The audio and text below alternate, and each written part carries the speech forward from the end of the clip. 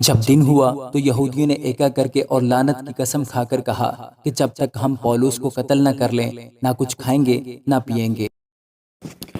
خداوند کے زندہ اور پاک کلام میں سے اعمال کی کتاب اس کا 23واں باب۔ پولس نے صدر عدالت والوں کو غور سے دیکھ کر کہا، اے بھائیو، میں نے آج تک کمال نیک نیتی سے خدا کے واسطے عمر گزاری ہے۔ سردار کاہن حنانیہ نے ان کو جو اس کے پاس کھڑے تھے حکم دیا کہ اس کے منہ پر تماچا مارو۔ پولس نے اس سے کہا، اے سفیدی پھری ہوئی دیوار، خدا تجھے مارے گا۔ تو شریعت کے موافق میرا انصاف کرنے کو بیٹھا ہے، اور کیا شریعت کے برخلاف مجھے مارنے کا حکم دیتا ہے؟ جو پاس کھڑے تھے انہوں نے کہا، کیا تو خدا کے سردار کاہن کو برا کہتا ہے؟ پولس نے کہا، اے بھائیو، مجھے معلوم نہ تھا کہ یہ سردار کاہن ہے، کیونکہ لکھا ہے کہ اپنی قوم کے سردار کو برا نہ کہہ۔ جب پولس نے یہ معلوم کیا کہ بعض صدوقی ہیں اور بعض فریسی، تو عدالت میں پکار کر کہا کہ اے بھائیو، میں فریسی اور فریسیوں کی اولاد ہوں۔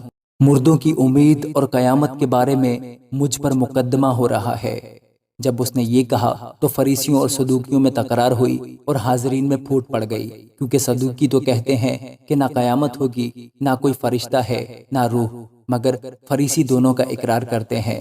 بس بڑا شور ہوا اور فریسیوں کے فرقہ کے بعض فقیہ اٹھے اور یوں کہہ کر جھگڑنے لگے کہ ہم اس آدمی میں کچھ برائی نہیں پاتے، اور اگر کسی روح یا فرشتہ نے اس سے کلام کیا ہو تو پھر کیا؟ اور جب بڑی تکرار ہوئی تو پلٹن کے سردار نے اس خوف سے کہ مبادا پولس کے ٹکڑے کر دیے جائیں، فوج کو حکم دیا کہ اتر کر اسے ان میں سے زبردستی نکالو اور قلعہ میں لے جاؤ۔ اسی رات خداوند اس کے پاس آ کھڑا ہوا اور کہا، خاطر جمع رکھ کہ جیسے تو نے میری بابت یروشلم میں گواہی دی ہے، ویسے ہی تجھے روما میں بھی گواہی دینا ہوگا۔ جب دن ہوا تو یہودیوں نے ایکا کر کے اور لعنت کی قسم کھا کر کہا کہ جب تک ہم پولس کو قتل نہ کر لیں نہ کچھ کھائیں گے نہ پئیں گے۔ اور جنہوں نے آپس میں یہ سازش کی وہ 40 سے زیادہ تھے۔ پس انہوں نے سردار کاہنوں اور بزرگوں کے پاس جا کر کہا کہ ہم نے سخت لعنت کی قسم کھائی ہے کہ جب تک پولس کو قتل نہ کر لیں کچھ نہ چکھیں گے۔ بس اب تم صدر عدالت والوں سے مل کر پلٹن کے سردار سے عرض کرو کہ اسے تمہارے پاس لائے، گویا تم اس کے معاملہ کی حقیقت زیادہ دریافت کرنا چاہتے ہو، اور ہم اس کے پہنچنے سے پہلے اسے مار ڈالنے کو تیار ہیں۔ لیکن پولس کا بھانجا ان کی گھات کا حال سن کر آیا اور قلعہ میں جا کر پولس کو خبر دی۔ پولس نے صوبہ داروں میں سے ایک کو بلا کر کہا، اس جوان کو پلٹن کے سردار کے پاس لے جا، یہ اس سے کچھ کہنا چاہتا ہے۔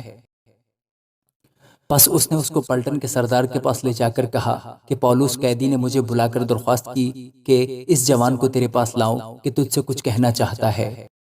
پلٹن کے سردار نے اس کا ہاتھ پکڑ کر اور الگ جا کر پوچھا کہ مجھ سے کیا کہنا چاہتا ہے۔ اس نے کہا، یہودیوں نے ایکا کیا ہے کہ تجھ سے درخواست کریں کہ کل پولس کو صدر عدالت میں لائے، گویا تو اس کے حال کی اور بھی تحقیقات کرنا چاہتا ہے، لیکن تو ان کی نہ ماننا، کیونکہ ان میں 40 شخص سے زیادہ اس کی گھات میں ہیں، جنہوں نے لعنت کی قسم کھائی ہے کہ جب تک اسے مار نہ ڈالیں نہ کھائیں گے نہ پئیں گے، اور اب وہ تیار ہیں، صرف تیرے وعدہ کا انتظار ہے۔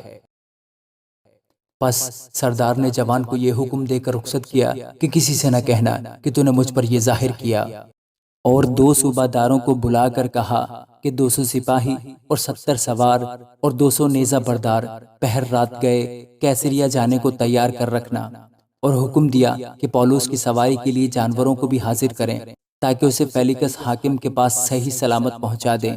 اور اس مضمون کا خط لکھا، کلودیس لوسیاس کا فیلکس بہادر حاکم کو سلام۔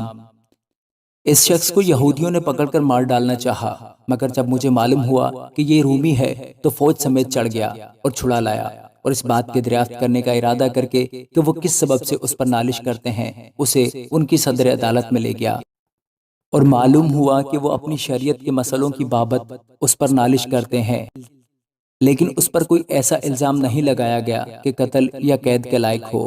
اور جب مجھے اطلاع ہوئی کہ اس شخص کے برخلاف سازش ہونے والی ہے تو میں نے اسے فوراً تیرے پاس بھیج دیا ہے، اور اس کے مدعیوں کو بھی حکم دے دیا ہے کہ تیرے سامنے اس پر دعویٰ کریں۔ پس سپاہیوں نے حکم کے موافق پولس کو لے کر راتوں رات انتیپترس میں پہنچا دیا، اور دوسرے دن سواروں کو اس کے ساتھ جانے کے لیے چھوڑ کر آپ قلعہ کو پھرے۔ انہوں نے کیسریہ میں پہنچ کر حاکم کو خط دے دیا اور پولس کو بھی اس کے آگے حاضر کیا۔ اس نے خط پڑھ کر پوچھا کہ یہ کس صوبہ دار کا ہے، اور یہ معلوم کر کے کہ کلکیا کا ہے، اس نے کہا کہ جب تیرے مدعی بھی حاضر ہوں گے تو میں تیرا مقدمہ کروں گا، اور اسے ہیرودیس کے قلعہ میں قید رکھنے کا حکم دیا۔ آمین۔